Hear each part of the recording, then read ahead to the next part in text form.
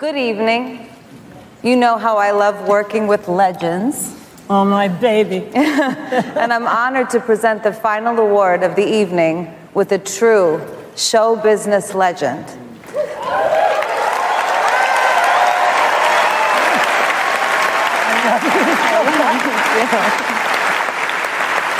She's celebrating the 50th anniversary of Cabaret.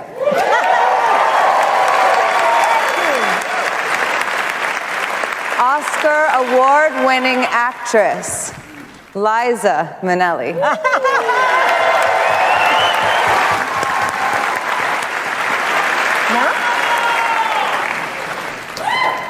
Throughout the night, we've seen highlights of the 10 best nominated for Best Picture awards.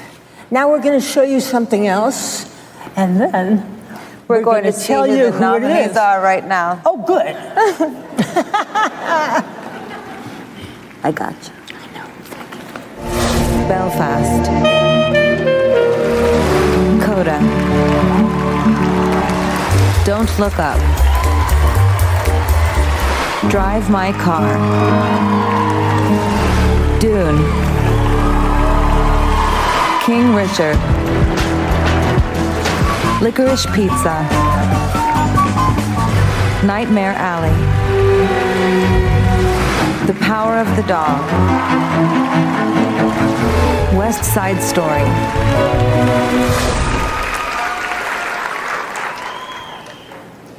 All right, Liza. Yes? Welcome and bienvenue, welcome. Hi, everybody. I'm so happy to be here, and especially with you. I'm your biggest fan. Are you excited to announce Best Picture? Oh, yeah.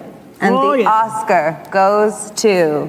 Hello there, and welcome back to Spro and Lee Take on the Academy, the best and most esteemed podcast for Academy Award do-overs. I'm Lee. I'm Spro. And our destiny is to rewrite Oscar history, one gold man at a time. However, our destiny must wait, because today, for our season finale, we're not talking about just the little gold men. Today is the Cinematic Olympics of 2021. Spro, since this was your idea way back when, why don't you explain what we have in store? God damn it. All right, well, it's like this. The Oscars, the Academy Awards in America, isn't the only game in the world. I think we all know this. As you, Lee, book us more and more interviews and professionals in the field, we're finding our international friends couldn't really care about the Academy Awards. I think this idea struck me during the Morgana O'Reilly interview. Bollywood in India is a huge market, as is China. Countries like Mexico are constantly in the category for Best International Film. So I started to do some research in these countries, looking into their award shows and their best pictures. And once you finally decided to start reading movies, starting with Parasite, I was like, I think Lee may be available to up his game a little bit, and we could start seeing what was actually the best film of 2021 awarded in 2022. As the audience knows, America elected its film, Okay, Coda. Coda, Child of Deaf Adults, to be considered the best film of 2022 by awarding it Best Picture at the Academy Awards. The UK put up The Power of the Dog. The UK's Academy Awards being the BAFTAs, the British Academy Film and Television Awards, if you didn't know what that stood for. But if I were to say to you the Ariel Awards, the National Film Awards, the César, the Goyas, the Golden Rooster, the Canadian Film Awards, you probably could only guess where a couple of those came from. And guess what? They all have their winners. I can guess where the Canadian Film Awards came from. I bet you would be surprised. Oh, no, I don't think I would. So no Oscar fun fact this time around, not this episode. We're going to tell you about each of the award shows, the countries, and the movies that won. And by the end of this show, we are going to tell our audience what we feel is the actual best film of 2022 in the world. Ladies and gentlemen, welcome to the first episode of Spro and Lee Take on So as Lee and I watched everything, we rated them on this handy dandy Sherry spreadsheet we have between us. We'll briefly go over the bottom half and then explore the top half and tell you why you, the general audience, and the film snob audience alike should check out at least our top pick, if not the top 3, yeah? Sounds good. All right. We selected 12 countries for our first episode of this SALTOTA. SALTOTA. God. Spro and Lee take on the world. Some of the countries we selected were because of geography to the United States. Some were selected because of their comparable size movie industry to the United States. Some were selected because the Academy selected them. And some were because they were often touted for their cinematic appeal. One of the latters, unfortunately, neither Lee nor I could find, which was Lost Illusions by the French. One, due to the trailer I really wanted to see, so I'm sad we didn't get to it. It's just not available right now. I mean, it's available if you know where to look, but it's not available with English subtitles, unfortunately. I know. I was super excited when you sent me the link and you're like, I found it. And I was like, yes, because it's the only one that I was super excited about. And then your next text was like, never mind, there's no subtitles. Well, it brings up an interesting point, which is just because of the differing markets and licensing and all that shit, that's not the only film on this list that you had to go to some lengths to procure. So it might behoove us, if we do this again in the future, which I think would be fun, to either do a random year in the past where international cinema was at the top of its game, or start staggering it. Instead of doing the previous year, do 2 years before. Might make it easier to find some of these movies. It's just hard to find movies nowadays. I think it's funny too, because when growing up in the 90s, there was the age-old thing of getting a satellite dish and being 300 channels and nothing's on. And now it feels like there's 40 different streaming services and you can't find the movie that you want. Well, to be fair, we are looking for some obscure ones. But these are all Best Picture winners. I think there's 92 countries that submitted a film for Best International Film to the Oscars, and they chose 5. So there's 92 films out there that other countries are these are the best. There should be a streaming service of Best International Films. I have a list of demands.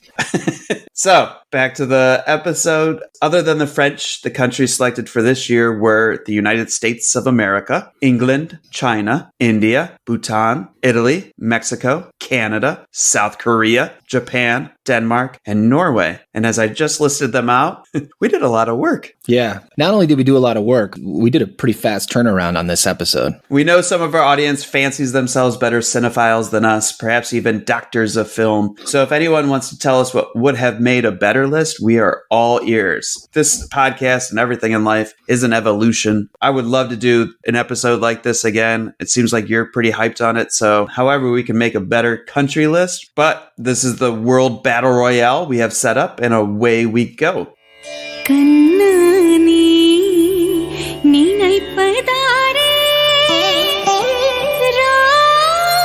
Let's get into what didn't crack our top films of the year, starting with Marakkar, Lion of the Arabian Sea. This is India's contribution of Best Picture and is streaming now for free on Amazon Prime. Marakkar, Lion of the Arabian Sea won India's National Film Award for Best Picture. Fun fact, National Film Award fun fact about the National Film Awards is that there are subcategories. Marakkar won the Golden Lotus Award, or the Swarna Kamal, which also comes with a certificate and a cash prize. The 5 categories of the Swarna Kamals are Best Feature Film, Best Direction, Best Debut of a Director, Best Children's Film, and my favorite, Best Popular Film providing wholesome entertainment, which I don't even know what that would be in America. I feel like we would just combine Best Children's Film or Best Family Film. The word wholesome makes me think of family films like Babe or something. I was going to Babe too. The Silver Lotus Awards of the National Film Awards has 29 awards. Much like ours, they honor actors and screenwriters, but they also have a Best Child Actor Award, which I think is fun. They honor Best Original Screenplay and Best Adapted Screenplay, but they also have a 3rd screenwriting award for Best Dialogue. That's after my own heart, India. And they award Best Stunt Choreographer. It's pretty sweet. The Goldens and Silvers aren't the only awards, though, for the National Film Awards. They also get into regional awards, too. I feel like the National Film Awards is a multi-day event. But let's talk the movie real quick before we move on. Indian cinema, to me, is like ballet or opera. You either like it or you don't. I like it. There's a certain art to it that you don't see really really anywhere else, but I think you don't. So let me just say with Moraka, I liked it, but even India's critics didn't. So I think the world would side with you on this one. I have seen a smattering of Indian films that I did appreciate, but I felt like this one was just derivative of Gladiator or Braveheart. I mean, it seems as though the titular man, a real-life hero of the Indian people, could have really made for a good movie, but unfortunately, this one's really corny, incredibly too long. If anybody watches the full film, it's not just Gladiator and Braveheart, even though those are two great comparisons. There's also Romeo and Juliet thrown in, Pirates of the Caribbean. Like, they took things from a lot of different movies and made it for this one. I like in India film how they just branch off into song every once in a while. I don't like that. You don't like that? No. I don't know. It gives a certain like mood and feeling. Like when the characters fall in love, they just start bursting. So that's the thing. Audience members, you're going to watch an Indian film. And really, if there's anything that I would recommend, I think it's still on Prime, but it's called The Three Idiots. That's a great one. And Lagan is a good one. But one sequence that I really liked in this movie is like literally about like an hour and 20 minutes in, and it's a multi-ship pirate battle, and I thought that was really well done. So if you want to see anything of Murakar, go check out like an hour and 20 minutes into the movie. Yeah, the action was good. But even that, there's parts of the action where the lead character, who doesn't look like the most nimblest of fellas, is like careening through the air. There's a fight scene about 2 hours in where he's like doing Neo Matrix moves, and I'm like, it's like watching Ron Jeremy Oh, like God. be a ninja. All right, so that one aside, India aside, we go to another I country, which is Italy.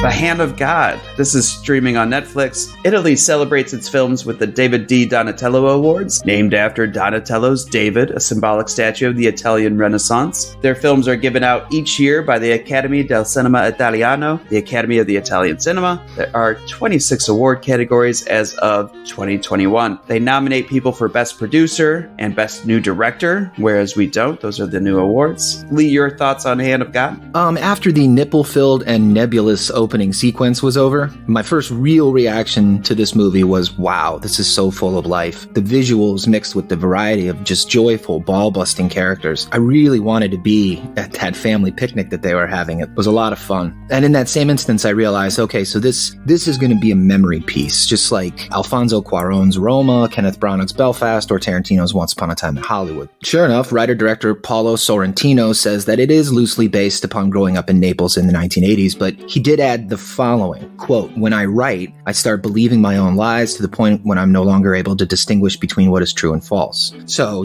that's weird, but cool. And I appreciate that. But I felt kind of disconnected from this film, and I'm not sure why. I guess the easy answer would be simply to invoke the cultural divide, and maybe the easy answer is right, but I lack the skill to express all my reservations with this film, having only watched it once. Nevertheless, I will say that there were no fewer than 3 scenes that confused me, grossed me out, or both, and maybe that's what Sorrentino wanted to do. And I say, well done. But you splintered the movie into strange and disconnected vignettes. Anyway, Sorrentino makes this movie easy to love. It's absolutely beautiful to behold, even when he's being flashy. The framing, the symmetry, the crispness of each and every shot. I saw flashes of Wes Anderson, who's only 1 year older than Sorrentino, with not only the shots, but the production design as well. And his use of wide lenses, not just to disorient, but to scale his subjects in exaggerated proportion with just the wonder and beauty and splendor of Naples. Yeah, I think it's funny that I agree with everything you said, and that's why I ranked it where I did. I feel like almost every one of these films, maybe other than Murakar, we can recommend to our audience, and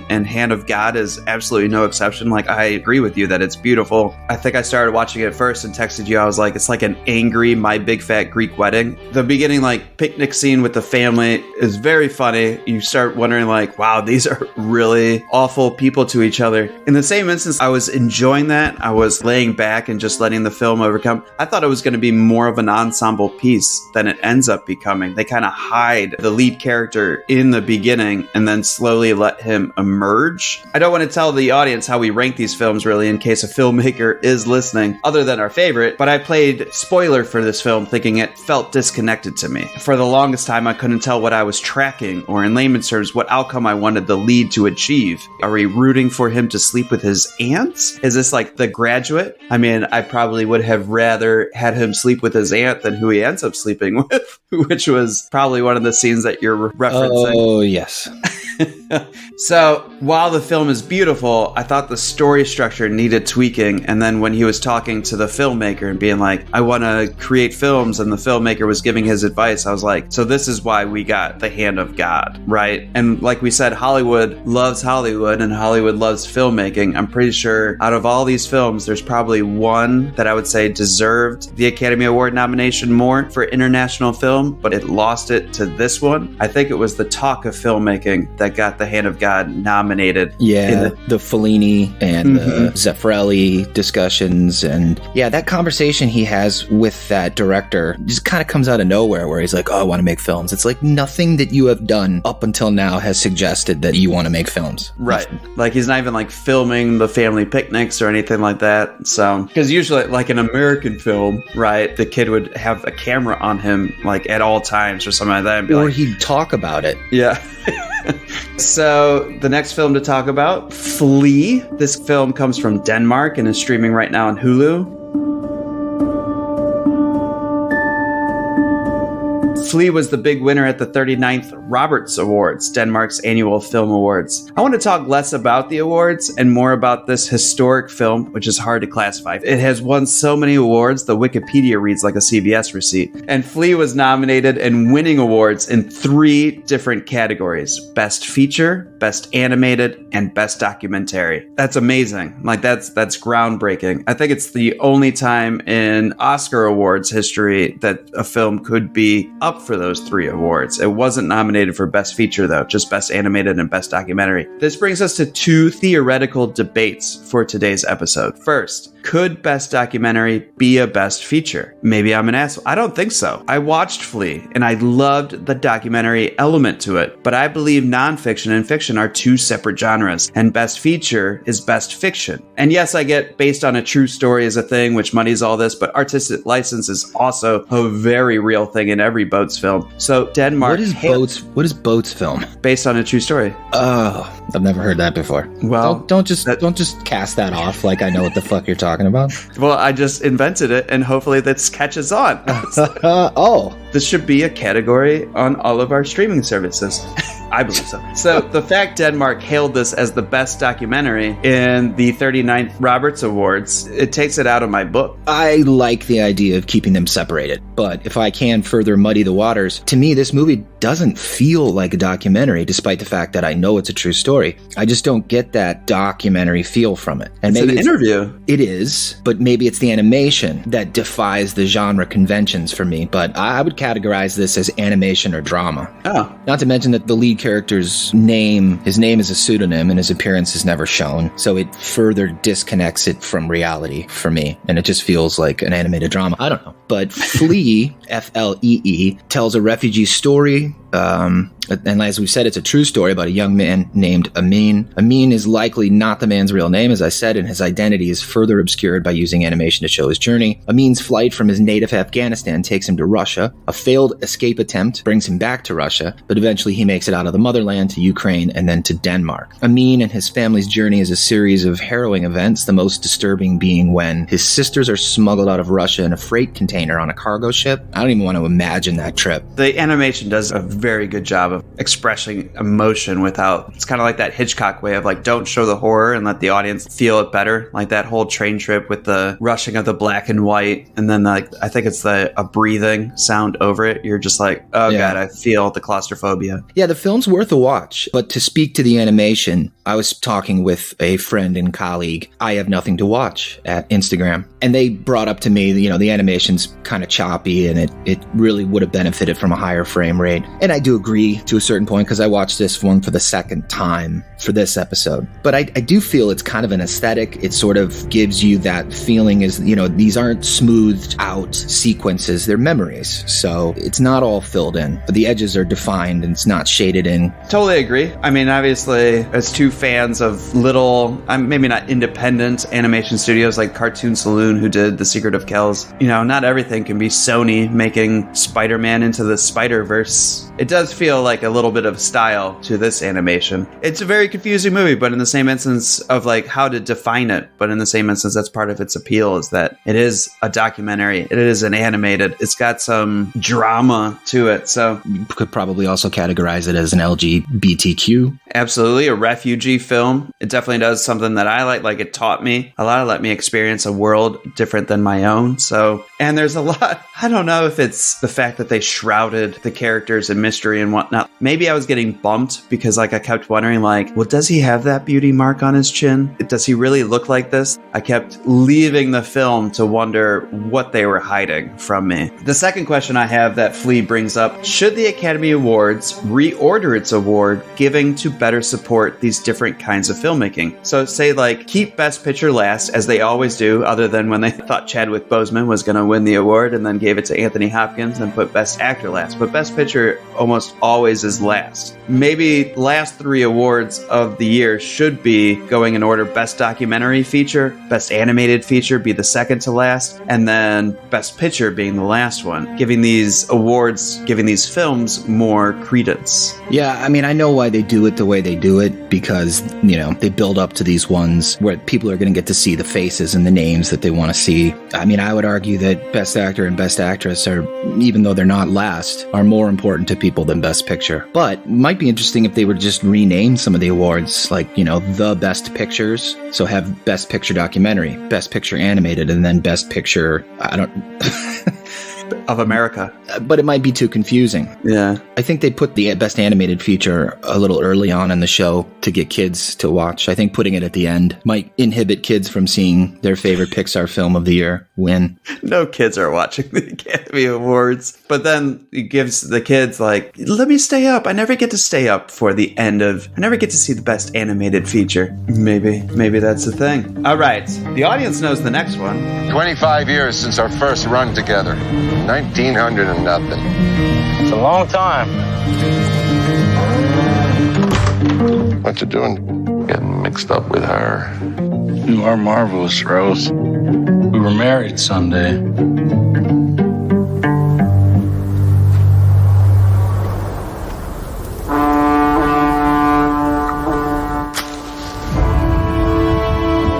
I wonder what little lady made these. I did, sir.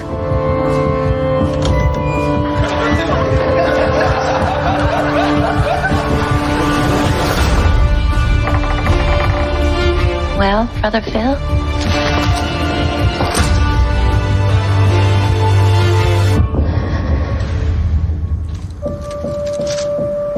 Open up the gate, let him out. You sure he's not ready? Go on, let him out. He's just a man, Peter. Only another man.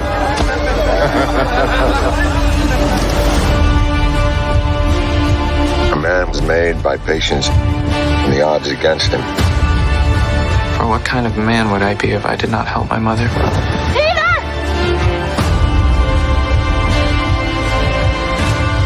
I did not save her?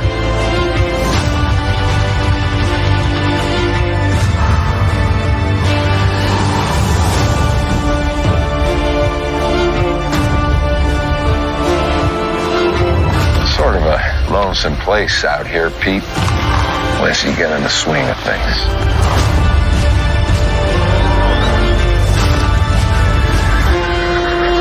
The Power of the Dog by the UK, the United Kingdom, Great Britain, England. I couldn't figure out, is that like America, United States of America, the United States? Like, which one is like the proper term to reference England? I got totally confused. The United Kingdom is like all its territories, right? Yes. Great Britain, I was like, I don't know what Great Britain is anymore. Me neither. Okay, good. Because I was like, am I this much of an idiot? My world map above my head says United Kingdom, so we'll just go with that. The BAFTAs, Saltota's guest Jeremy's self-professed favorite award show. The BAFTAs are England's film award show, which are more praised for its artistic merit and yet, weirdly, less scrutinized for its even worse track record for a lack of diversity. There's a lot of similarities between the BAFTAs and the Oscars, so we don't really have to get into them. Although Will Smith didn't slap anybody at the BAFTAs. when he won for King Richard. The Brits put up Power of the Dog. We talked about it once, twice, thrice last season. It was a surprise it didn't win for the Oscars, but by the time the Oscars came around, there was a backlash against its message against toxic masculinity by making it latent homophobia. I don't know. Look, I never thought Benedict Cumberbatch was a good casting here. He just didn't seem intimidating to me. You know, when people would be like, did you watch Power of the Dog? What's it like? And I'm like, it's kind of like an updated Brokeback Mountain. But let's be really honest here. Benedict Cumberbatch is no Heath Ledger. He just doesn't seem intimidating to me. Between him and Cody Smith-McPhee, they're two cowboys who don't seem like they'd last long on a bucking bull. So when Coda won, I was like, oh, okay, nice. More people enjoyed that one. Power of the Dog was beautiful, but Coda made me feel good. Neither, let me say, felt like great movies. American and Britain have been kind of shitting the bed recently. Yeah, I've watched this one twice now just because it's on Netflix and I can't seem to extract anything lasting. I don't have any takeaways from Power of the Dog. I mean, you said it's beautiful. I think the acting's very good, but Cumberbatch is best when he's tormenting poor little Dunst and he's kind of doing it with that impish smile. When he loses his shit and gets angry, it just feels like an actor yelling. It felt like a bad American accent to me. Like it felt like he was always choosing how to say his words. I don't like him in this film. Rewatching it, I'm really there for Dunst, who I'm on the record on the show, I think, saying like, I wasn't a fan until interviews and Power of the Dog and everything like that. She is amazing in this film. She didn't win. This would have gone to Kirsten Dunst had it been another year, but I mean, Ariana was just amazing in West Side Story. And then Jesse Plemons. Their storyline and their acting and their scenes together and their scenes playing off Benedict Cumberbatch, like they're the ones that I gravitate toward in the movie. And then this movie just goes, yeah, we're going to leave them behind. And I go, yes, I'm going to leave this movie behind. So moving on to Coda, America's Darling, which is streaming now and probably forever on Apple TV+. So for the purposes of this episode, we're calling Coda America's best film of 2021. But the Academy of Motion Picture Arts and Sciences is a mixture of Americans, Brits, and some miscellaneous international artists. I gotta say, after watching all these other films, I'm sort of really embarrassed by what we Americans chose as the best film of the year. I know I stood up for this movie less than a year ago, but it's sort of like marrying the first girl who goes to bed with you. Compared to the rest of the world, it feels like America chose poorly. I still liked it. I could definitely see myself watching it again. It's very sweet. It makes you want to call your parents and tell them you love them. And that Joni Mitchell song was such a revelation to me. I know I'd heard it before, but man, you put a song like that over just the right scene, and you'll get me thinking it's the best song ever written for about a solid month. I just can't rank this movie very high, stacked against a lot of these other movies. It's lousy with cliches, bad writing. Maybe that's the same thing in the end. It keeps the characters from being anything more than composites. It's funny that I feel like, I mean, this is why we did this episode. I feel like after the award show, we're like, oh, Coda won. Yay. Like, that's one that I think is very recommendable to our audiences. And now comparatively, it's like, ugh, I don't know. I think people will like it. And I do like it. But comparatively to other countries' offerings, this feels so far away from an important film. It's, like you said, it's almost embarrassing. Remember the little dog, big dog exercise? Okay, little dog. Do it! Come on! Push, push, push, push. Medium dog. Big dog.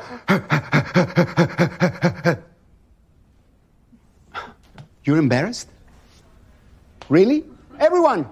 Little dog, big dog. Come on. And pants! Pants! Push. Medium dog. Big dog. Engage your core. Blow it out. Push, push, push, push, push. Push, push, push, push. Engage your core. Push, push, push, push, push. More, more. And sing. I've been really trying, baby. Yes. Trying to hold back this feeling for so long. Now we're talking. And if you feel like I feel, baby, come on, come on.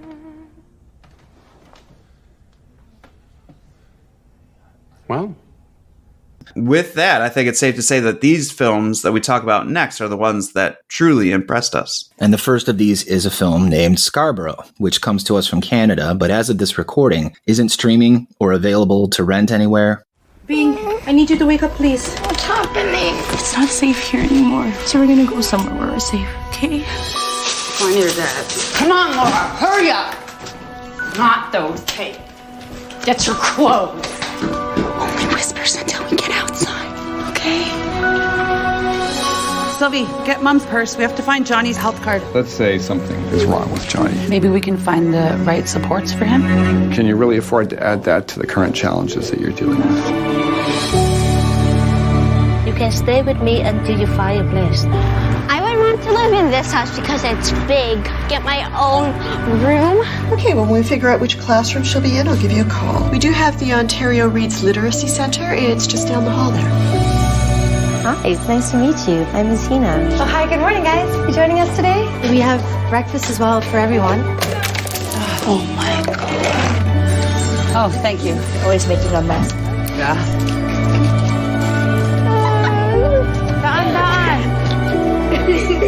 Guys, let's feed this fat pig. Yeah! Leave him alone. Settle down. Did you have a friend on the bus? Sylvie. She's your good friend. What are you drawing? A ducky. Why is your hair so oily? Just leave her alone. She's from the Literary Center. What if you put all those sounds together? Hug. There's a box of food still. I don't want your food box, and I don't want you touching my kid. Community members are always in need, but for the sake of your own self-care, you need to keep personal lives out of the picture. Okay, no. Don't touch him. It's okay, Marie. You're doing a great job. We can take the first step together. Do you love your eyes? I love you, Anouk. I love you, Mom.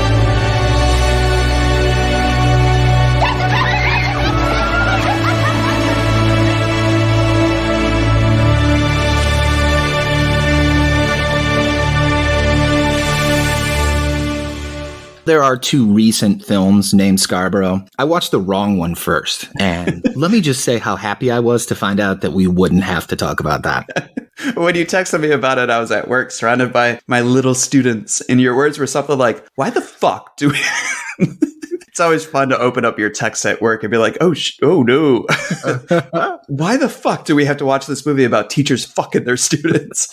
I had put the trailer in our document, but had not read the plot summary. But the trailer shows 3 very young kids. And I was like, ew. But I screenshotted the Canadian Screen Awards and I was like, what? It won Best Picture. I recognized my mistake as I was texting it to you. Yeah, I went to my library's website, typed in Scarborough, popped up, and I'm like, oh, that must be it. I didn't watch the trailer for it. Yeah, Scarborough from 2018 is incendiary, to say the least. But as the old saying goes, out of the frying pan and into the fire, the wrong Scarborough made me uncomfortable, but the right Scarborough broke my heart. Scarborough from 2021 is the story of a few destitute Canadian families and the literacy program led by the saintly Miss Hina that brings them together. It's powerful, it's realistic, it's moving. But I imagine had it reached a wider audience in America, it would have been dismissed and ridiculed as socialist propaganda, anti-white, and a whole host of other things. Scarborough reminded me why educators are so valuable, why it's important for us to support them as they support our children. I latched on to Aaliyah Kanani, the actress playing Miss Hina. She is wonderful as the teacher who just hangs on to hope despite overwhelming frustration and failure and the pain that comes with trying to assist a very proud and often rude community of parents and caregivers. Miss Hina does her best every day, resists cynicism, and is always present for the kids and their family. Yes, it's an idealized version of a teacher, but there's teachers like that out there. I know them. I've met them. I've been their student. And it's a pity that teachers like these aren't given the accolades that they deserve. I'm sure you would like to talk talk about how amazing all the child actors are in this film. Oh my God. Like, were they even acting? The way this film is shot, it's almost like they just put everyone in their natural environment and work the camera around them. It really feels like a real school. When you're on the school bus, it feels like a real school bus. I'm going to show my hand a little bit and say I love so much about this film, from the acting to the camera work to the soft unfolding of the story to the way it shows a problem Canada and America, frankly, are suffering from. This, dear listeners, is what we could call an important film that more people need to see. And I wonder why America didn't put it on a pedestal for more people to reach out and watch. This is the film, when we were talking about The Hand of God, where I was like, they got the nomination, I think, over Scarborough because they talked about filmmaking. This is a snub right here. Truthfully, I put Canada on our list because of its geography. I mean, I know there's a whole lot of hand holding and bed sharing when it comes to Hollywood and Vancouver with filming locations and such, but I think we're going to keep Canada on our list because of Scarborough. This film was great. A little bit on the awards. The Canadian Screen Awards are an evolution because Scarborough is the winner of only the 10th Best Motion Picture Award. So they youngins. They do have another award I want the Academy to adopt. Best Casting. And if America adopted this one, it should be looked at for more of the people who find the unknowns. Like, say, Blair Witch, I think, should have been up for Best Casting back in the day because those actors made us believe that shit was real. And like I said at the top, these actors made me feel like they weren't acting, like it was almost documentary style. And it just so happens, I looked it up, that in the 10th Canadian Screen Awards, Sasha Nakal and Rich Williamson won for Scarborough, which I absolutely agree with that award too. Yeah, this movie was terrific and heartbreaking. And unsettling. I mean, we've all seen movies dealing with education and put in the environment. And like when we make them, it's usually Dangerous Minds, right. Freedom Writers, something like that, with a great soundtrack that gets you pumped up for the eventual celebration in the end. This is so subtle that it's like, no. This is the shit that people are really experiencing. Freedom Writers is a boats movie, but it's not done as well as Scarborough. Shall we go to Japan? Yes. I don't know why you said it like that, but yes. So, when it comes to Drive My Car, this movie was up for even Best Picture. I wouldn't say we shit on this movie back in our Oscars. Neither of us watched it. We were like, oh, it's 3 hours long. At that time, it was only in the theater, too. And I didn't want to go by myself. I was bugging my wife, and she was like, oh. I was like, okay, fuck it. Do you regret that decision now? It would have been difficult to sit there for all 3 hours. But once you're in the theater, you're not going anywhere. Like, I wouldn't have left partway through. But it's a heavy movie. And to take it all in one sitting probably would have made it better, but I don't know if I regret it or not. It's super quiet. And I guess I'm triggerable. You asked me before I got married what could trigger emotions in me, and I would say it had anything to do with a spouse getting sick or dying. You asked me 5 months into my marriage, and I guess you could say I would say infidelity, which is kind of the driving, get it, force behind this movie of a man coming to terms with his unfaithful wife. So the movie is bookended with him finding her being unfaithful and then crying about how he would just take her back if he could. That's not necessarily my viewpoint on things. I feel kind of jerky saying this, but I loved almost everything about this movie except for the main character's thoughts on his internal struggle. I don't mind that this won Best International Feature at the 2022 Academy Awards. I think now that I've watched it, I could stomach it even better than Coda or Power of the Dog. The dialogue is beautiful. The script is mesmerizing the way it works in the Uncle Vanya pieces, Oh, agreed. The script is a beautiful little dance between original material, Chekhov's play, and even that short story that Otto is writing out loud. And I've never seen or read Uncle Vanya, but after seeing this movie, I feel I know it intimately. So it sounds like I like this one a lot more than you did, but yeah.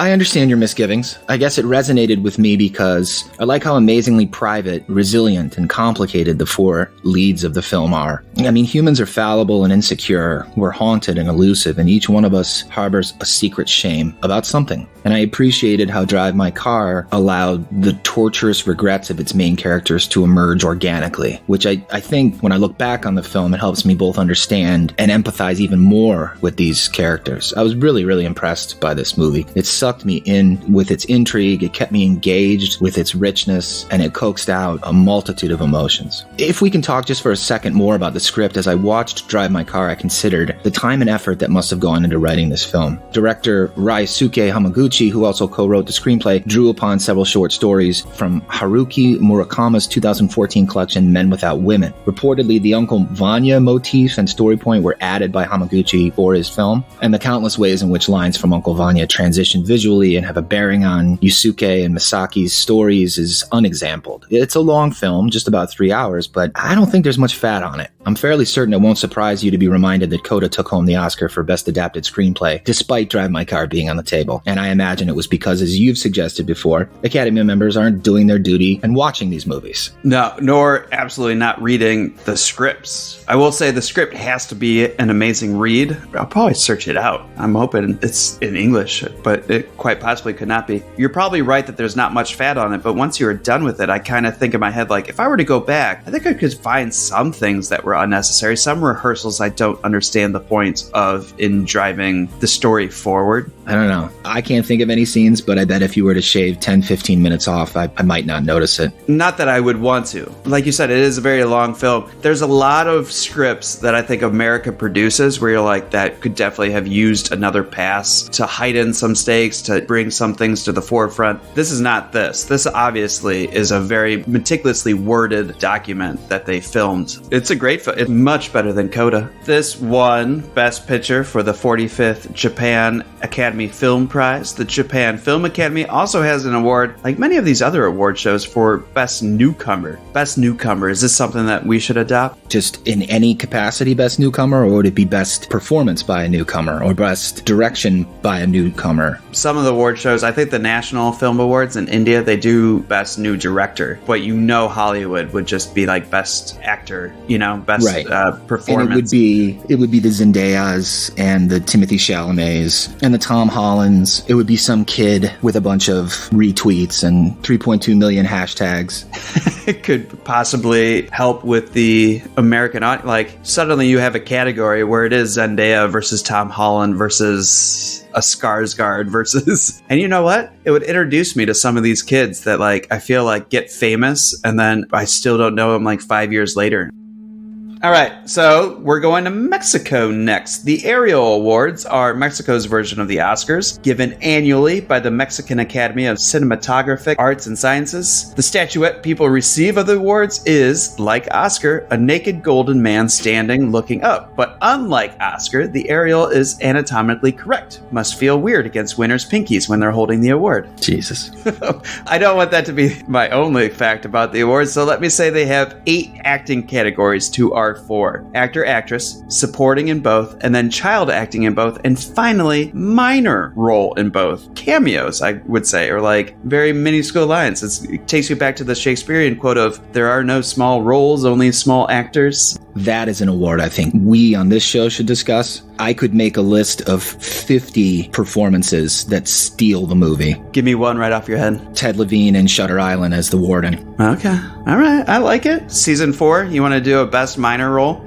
Fuck yeah. All right, book it. Season 4, everybody come back. We're going to do it. But as for the movie, the Mexican film identifying features, holy moly. So this film, I might say that Mercedes Hernandez got snubbed for a Best Actress nomination at this year's Academy Awards. She plays a mother who is looking for her son who has gone missing somewhere between Mexico and the United States. There are scenes where the camera doesn't move from her face, and it's a close-up shot of her sitting with detectives, and the detective is pretty much saying, there's hope, but not a lot. And Mercedes has a tear, loses a tear, gets the tears back, but barely moves, as if she does, it will all fall apart. To me, it's one of the greatest performances of the year, which makes this next statement kind of sad for me. The movie, for me, is kind of While the story seems to want to be suspenseful, the script is very much, and this happens, and then this happens, and then this happens, and then this happens. So I don't like that about this film. As I say this, though, by the time you get to the end, it tears out your fucking heart. So maybe my whole opinion on this film is full of shit. Well, I agree with a lot of what you said. I think the first 20 to 25 minutes before she sets out and says, well, I'm not leaving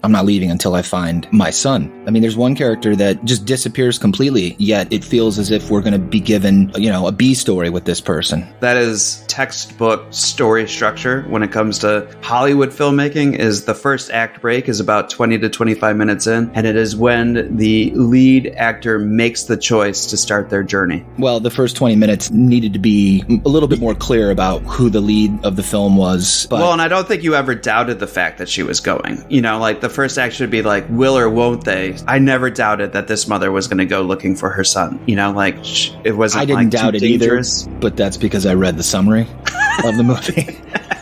I can see why the film was so important to Mexican film critics, and, frankly, why I think it should be considered important to American audiences, too. I mean, these are our global neighbors, and many Mexicans become our actual neighbors. I mean, so much good could come from Americans seeing this movie en masse. And people might glean an understanding of the peril in which these folks put themselves just for a chance to live safely within the United States. I briefly worked at a facility that provided refugee kids from Central America with shelter, education, legal aid, and some really good food. But I'm here to tell you the first-hand stories these kids told still haunt me. They were shot at, they were beaten, sexually assaulted, and they endured all of this, some of them multiple times, simply to make their home here in the States. And some of them got sent home when there were no sponsors to take them in. And the prospect of going back made some of these kids cry, pitch fits. It's crazy how little some Americans know about what's happening just below our southern border. I don't want to believe how ignorant probably Americans are to this plight and this journey and how heinous it is. Like they just think these families magically show up at the border and then cause us political controversies. The journey to the southern border is more dangerous than the southern border, which we are all fascinated or like fixated on. Like It's not the wall that the immigrants fear. It's the fact that they have to trust criminals in order to get them here. And it's funny too. I think I put Mexico on the list because of its geography and because, man, do some of the directors coming out of Mexico have given us some of the best work in the last 20 years. It's on HBO Max. Check it out. I think it's only an hour and a half. I think it's one of the shorter ones that we have on our list. Definitely is a mood film.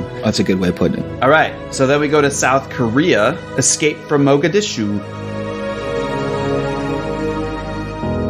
So this film can be rented from Amazon Prime or streamed for free using Canopy. This is one of two action films on the list if you want to consider Marakar an action film. Anyway, this one tells the true story, and we'll come back to that, of the North and South Korean ambassadors stranded in Mogadishu in the early days of the Somali Rebellion of 1991. To call this a tense dramatization would be underselling it. I was riveted. So the film opens with some necessary historical context. At the time, South Korea had not yet been admitted into the United Nations. Because of the sheer number of votes which African countries could provide in that respect, South Korean ambassadors were lobbying African governments like Somalia for support. Concurrently, the Somali government, run by the corrupt Barre regime, had been living under the threat of a full-scale civil war for some time. The country felt perpetually on the brink of a rebellion that no one really believed would ever happen, or they were like, oh, it's not going to happen anytime soon. Well, it happened, and it happened at the time that these Korean diplomats were in Somalia trying to lobby for their UN membership. And it trapped them in a horrendous battle for control over the city. And as the rebels sort of escalate their assaults on Somali government police, they also turn their ire towards foreign diplomats and the embassies in which they claim sanctuary. Eventually, all the Korean diplomats, north and south, band together to divine a way for all of them to escape the violence and return home safely. So filmmaker Ryu Sung-won takes some liberties with the story, which if anyone's interested can be handily cleared up with a quick Google search. But the guy wanted to make an action film, so we have to forgive him for some of those changes. But suffice to say, the message of the film comes through loud and clear. In the words of Kang Shin-sung, one of the real-life South Korean ambassadors, it was a moment of life or death for all of us, and in such a moment, people forget about the ideological differences. But of course, once the life-threatening situation is in the rear view, all those ideological differences reassert their power over these people, which is sad. This one touched me very deeply. It's an action movie with heart. You don't get a lot of those. It definitely speaks to my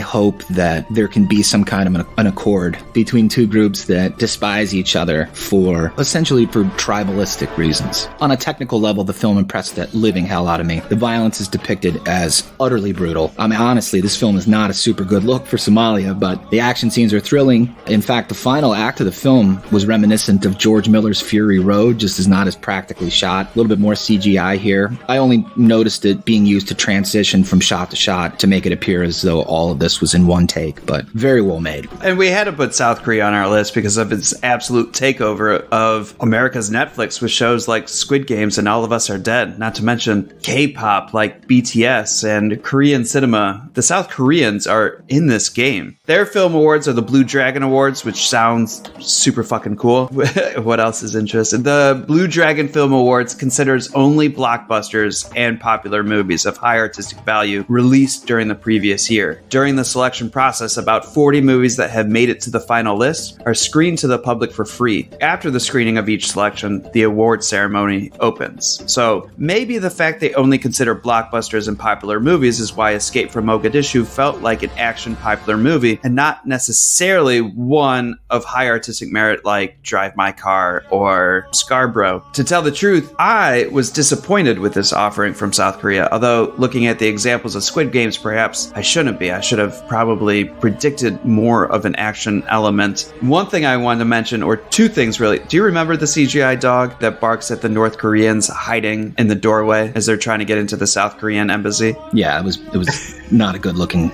dog.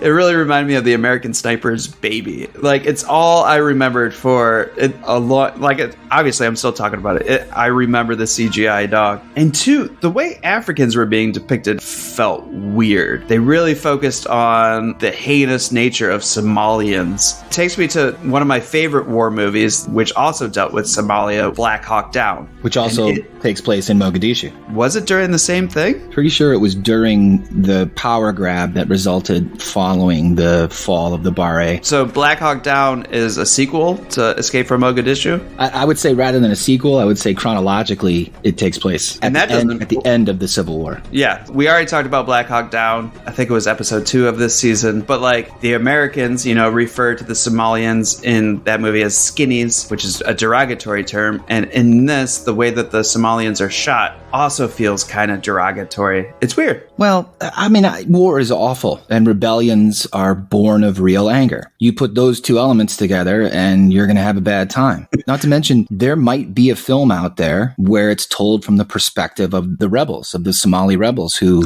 So write that down. I'm going to try and find that. Black Hawk Down and Escape from Mogadishu are told from outsiders' perspectives. I mean, it's brutal, but shit gets brutal. I mean, I did, like I said, it's a bad look for Somalia, but I mean, it's not a good time in their history. Right. I can't believe you didn't like this movie. I didn't say I didn't like it. I'm saying comparatively, this one felt like an action film. This one, kind of like Coda, I can recommend to a lot. Like, I feel like there's a wide audience for this film. Surprised Netflix didn't snatch it up to put it with its South Korean offerings. I like the idea that under the right circumstances, it doesn't matter where the fuck you're from. It doesn't matter what history came before, what bad blood is there. It's just about people helping people. Well, and it gave me some I felt like I was learning about the South Korea, North Korea relations. I forget what the specific line was, but like the rumors that they would say about each other, the falsities that they would bring up about the people, how the women interacted with each other when they finally did get together in like the embassy and their respective cultures mixing. That stuff was super intriguing to me.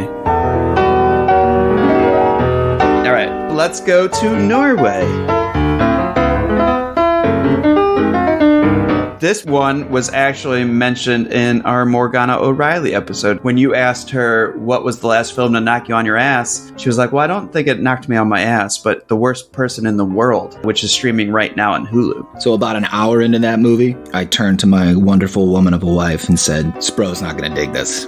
Lo and behold, I flipped open the old laptop to find that it's your favorite. So I'm interested to know why, considering your reservations with Drive My Car. We're talking about the infidelity. I think probably because they were married in Drive My Car. I don't know. There seems a disconnect in Drive My Car between the infidelity and every interaction that he has with his wife is wonderful. It's beautiful. When he wakes her up accidentally, I mean, every interaction they have, I don't doubt that this woman absolutely loves him in Drive My Car. In this one, the infidelity made me more uncomfortable because I sat there and watched as it developed. Like, I think there's three kinds of people in the world, right? There's the people that have never cheated, which kudos to you. There's the people that have cheated. There's the people that have cheated, felt horrible about it, and is like, I did it once, I felt like an asshole, never going to do it again. And then there's the cheaters, the people that just don't give a fuck. Well, 4 people. There's the non-monogamous, the polyamorous people that are very comfortable with themselves. Great word. I'm person number 2. I cheated once, felt like an asshole, will never do it again. Not my cup of tea. But we've all been there. Like, we've all been in that relationship that just felt dead-ended, that wasn't giving us the gratification. And some people end that relationship, and some people grab on to the next branch before they let go of the last one. So when she was going through her stuff in the movie, I reflected back onto the relationship and I was like, oh yeah, that was kind of me. But I also appreciated the fact that it was from a woman's point of view. I have been cheated on multiple times. I have horrible taste in women. I gravitate toward the complexity of trying to keep a cheater engaged in the relationship. It gave me some insight into what they were experiencing. And I was like, oh, you know what? That kind of makes sense. Like, I get where that could come from. So while Drive My Car triggered me, I think because as a child of divorced parents and infidelity there, once you get married, man, just stick to it. What are you searching for? You took vows, stay true to your word. That kind of infidelity triggers me. The infidelity of dating and trying to find your person, I guess I understand more. And with this film, I was like, this is teaching me a whole lot more about the other person's, what they were going through mentally. Yeah, I can see that. I just think it was because it was more personal. We sit there and we watch her make a conscious decision to crash a wedding and just keep going. What's cheating, what's not, and that whole conversation. And they really tried not to. I appreciate that. I think it's very disingenuous, personally. I overshared. Have you ever cheated in a relationship before your wife? Oh, absolutely. Okay. Just want to level the playing field. But I did enjoy this movie. Renate Reinsve is terrific, and she's so changeable. Her facial features shift throughout the movie depending on, not just on the color of her hair, but on the lighting, whether she has makeup on or not. At one moment, she looks like Dakota Johnson, and another moment, she looks like a dead ringer for Jewel. I saw flashes of Keira Knightley, Miranda Otto, Rose Byrne. I swear to God, I could go on too. But I think it really helped sell the passage of time in her character's journey. Did you notice that at all, that she looks like 1,000 different women? I feel like I couldn't land on one specifically. There you go. But like you have to understand, like, when I was watching the movie, I was dissecting myself. See, and that's what I did with Drive My Car. When this movie was over, my wife, who's very good at coalescing things, especially stories, down into these little bite-sized nuggets of wisdom, she said, nobody knows what they want. And I thought that was profound, but then I realized, like, Julie and Ivan don't know what they want. Axel knows exactly what he wants. And I hesitate to say much more here because I don't want to spoil the movie for anyone interested. And lucky for you, Hulu is streaming this one as of today. I do encourage people to check it out. Yeah, I mean, this movie might be the best written movie I've seen since, like, adaptation. Wow,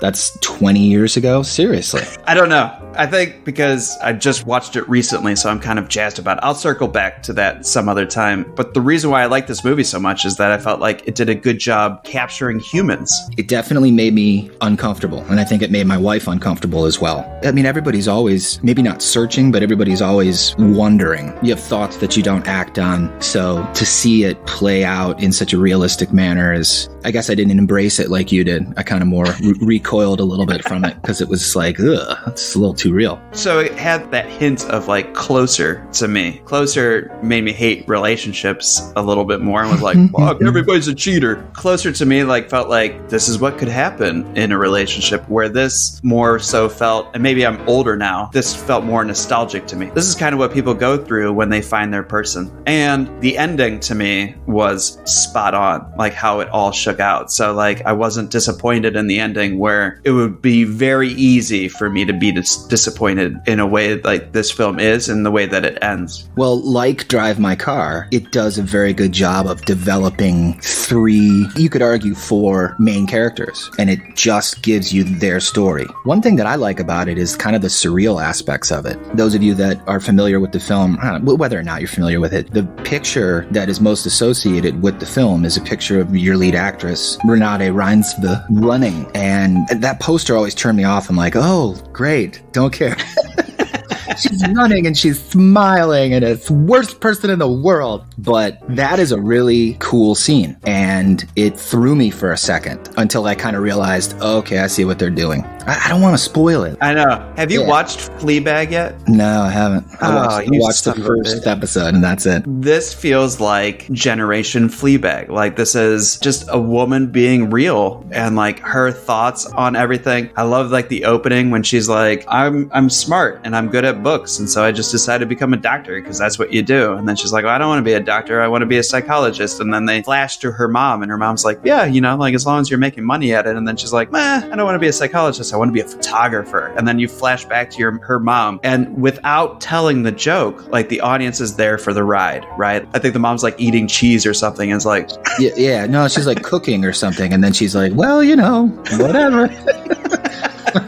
Like from then I'm like, yes, I'm in it. And like, oh yeah, I don't want to spoil it. Go watch this movie. This one, Drive My Car. We're giving you pearls here. And you can watch Drive My Car on HBO Max. You could watch this one on Hulu. They're easy to find. We totally recommend it, but we're not even done yet. So there are 4 films that are locked in at the top of our list. And this next one is third in our personal ranking system. Not the best film, not what we will be nominating for the top of it, but an important one nonetheless, and it is Lunana, a Yak in the Classroom.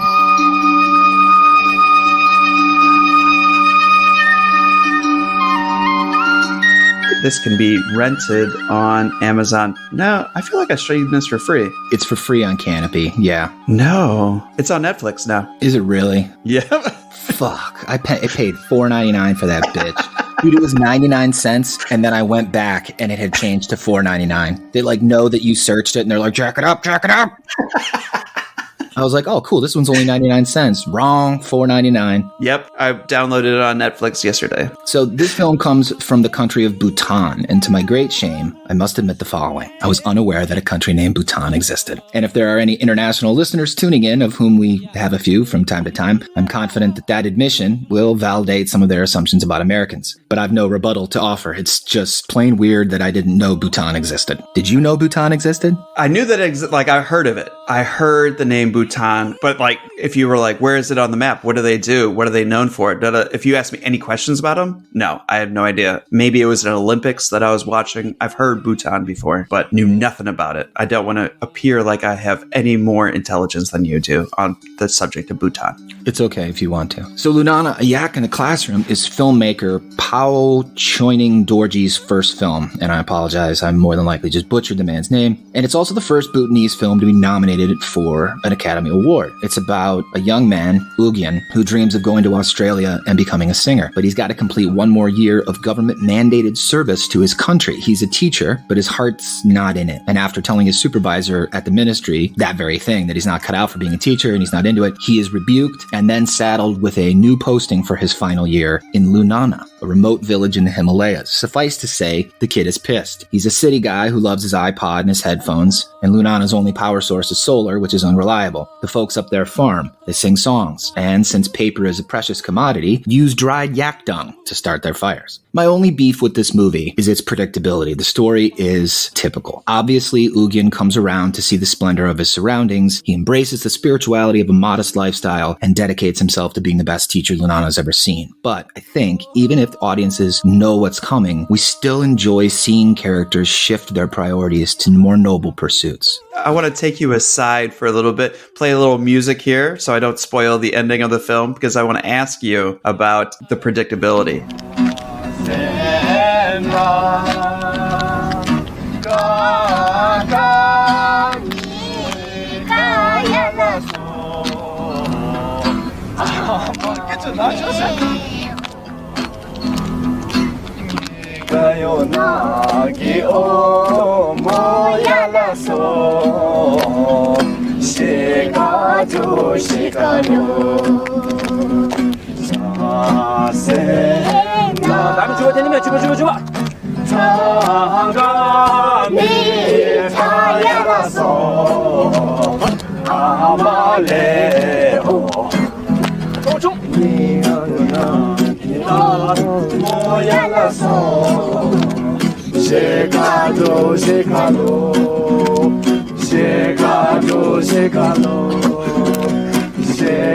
All right. So we're back. We've agreed to disagree about the predictability of Lunana. If there was a Cinderella story to this episode, though, this is it. Not much to say about the Bhutanese National Film Awards. Can't find much about them. In 2017, they only had 21 films to choose from. 29 awards, 21 films. And if you watch the 2019 and 2020 awards on YouTube, you could tell, even in the progression of quality from 2019 to 2020, it is a young film commission. But let's talk about the film Lunana, A Yak in the Classroom. Shoestring budget, $300K. And I was like, what can I compare that to? And really, I couldn't find anything like post-80s. The two films that also had a $300,000 budget before the Reagan era, Halloween and Mad Max. Halloween looks great. I don't think Mad Max looks very good. Oh no. And then adjusted for inflation, it's got to be in the millions, so 300,000 and looking the way that it does. Impressive. It's a crew of 35 people filming in Lunana Valley, which is what it appears in the movie. There's no electricity. The kids in the film had never even seen a camera before, let alone they know what acting was. The director had enough solar power to shoot the movie, but not enough to review his footage at the end of the day. Yeah, I read that the production of the film was carbon negative, meaning I'm not sure if I understand what it means. I think it means it left no lasting negative environmental impact. Yeah.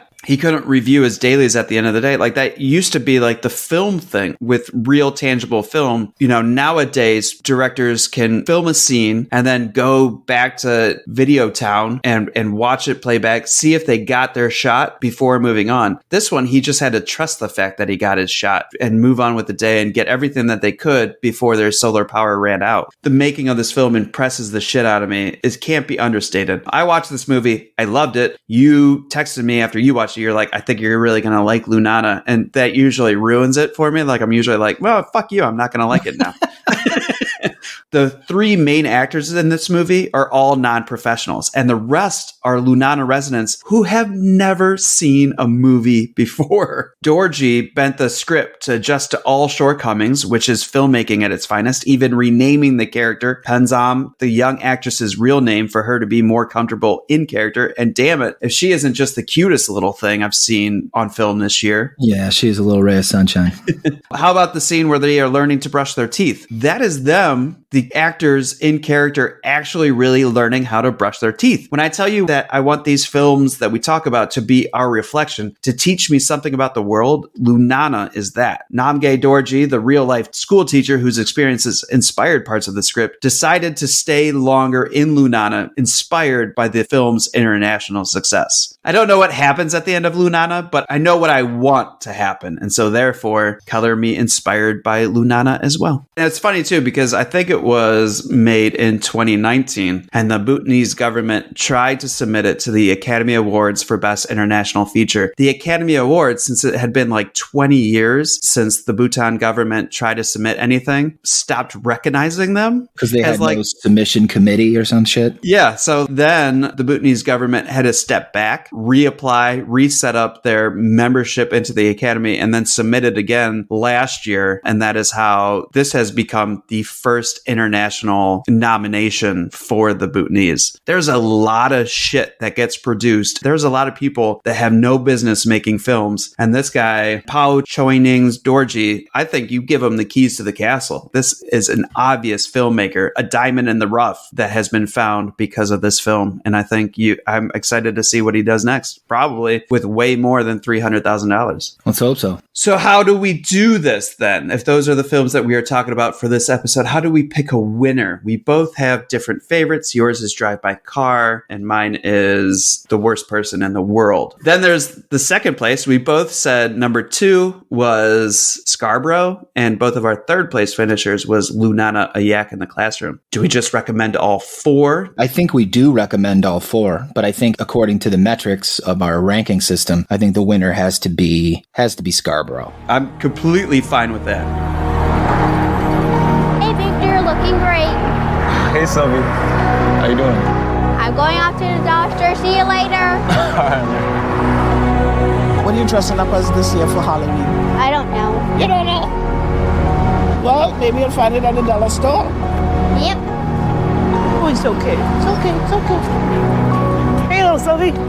Mom said I can't talk to you because you have a puppy mill in your house. Well, you tell your mom at least I have a home. Okay, see you. See ya. Canada, not even nominated for a Best International Feature award, and yet we're saying it is the best film of 2022. You didn't comment on it when I said it, but don't you agree that if this movie were to be seen by large amounts of people in the United States, that it would be criticized? Oh, yeah. The only white character with any redeeming qualities whatsoever is the shy little girl. Every other white person in this is unfeeling or downright evil. Well, right. And characterized by tattoos but even like how they're portrayed, like he was a racist asshole, but he was almost a product of his environment as well as everything else. I almost teared up. I watched the film and then I watched the trailer again and almost teared up again because no. I watched the Canadian Screen Awards. The 5 films we honor tonight could not be more different in both setting and in the stories they tell. But each demonstrates that regardless of who you are, where you come from, or where you live, our connection to each other is universal. Here are the nominees for Best Motion Picture, presented by CBC. Worlds collide, tensions swell, and destinies converge when a man's search for his lost love takes him from central Mexico to rural Quebec. Drunken Birds. Estoy buscando a alguien que hace mucho. In the not-too-distant future, a Cree mother joins an underground band of vigilantes. In a culturally diverse Toronto community, 3 children struggle to rise above a system designed to fail them. Scarborough. What if you put all those sounds together? Hug. Yes! Laura, you just read your first word. Congratulations.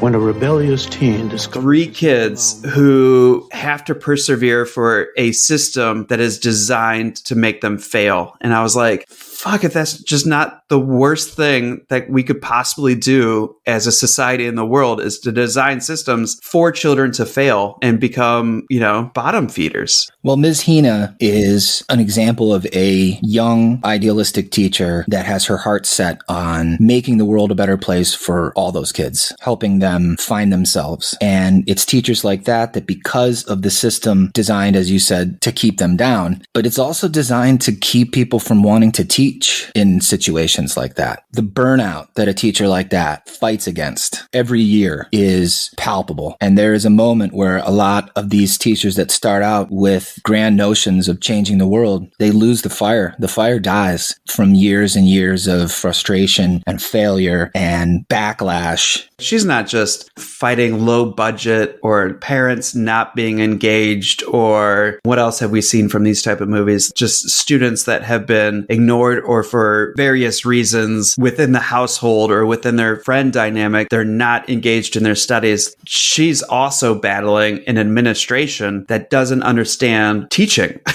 and like the educational field. That to me, when she's going back and forth with emails with an unseen figure until about 2/3 into the movie, I am an educator. Like I have had my share of battles of this is what the kids need. Them being like, no, this is the way that it worked 20 years ago. This is the way we're going to do it. And I'm like, everything evolves. Trust me on this one. We have mutual friends that are educators. You and I both know them as empathetic individuals when it comes to students and put the student first and have got shit on by their administration because they're not putting what the administration feels is the proper way for things first, when really that is what this teacher is doing in this film. Whatever it takes to make the child succeed and the battles that takes place within and outside of the classroom for that to be a reality. The film does such a good job of making you connect with the students, connect with some of the parents, hate some of the other parents, hate the situation, understand the situation, and then in the end kind of give you a hopeful message, I feel, for the future, but not necessarily like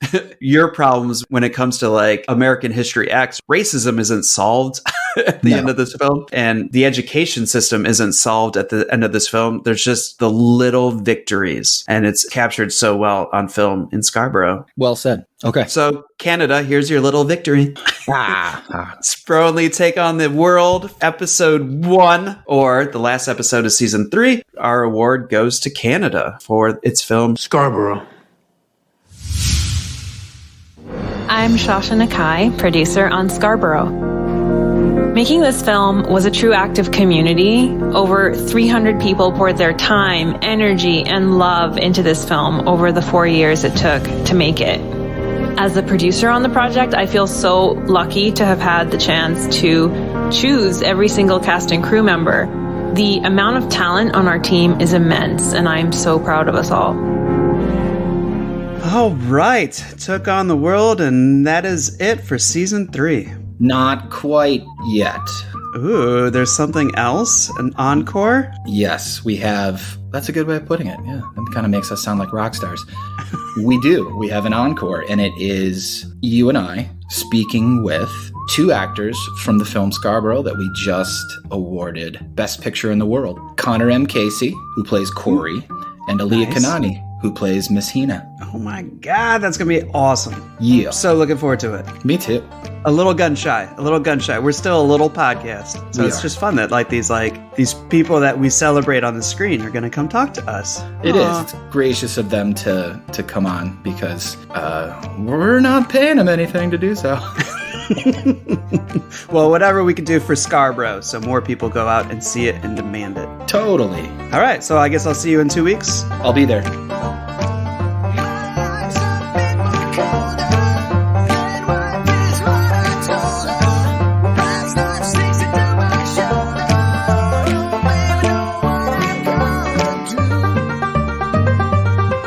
Hey, Hugo, what you doing, mate?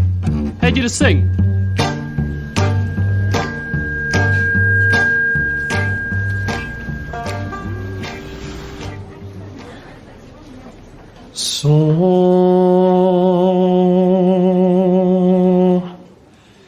يا لبي الهدى جليزا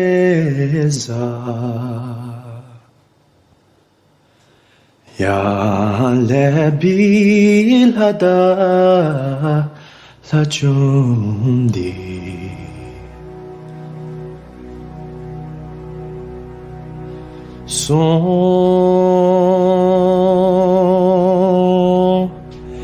Ya ki troi shimingo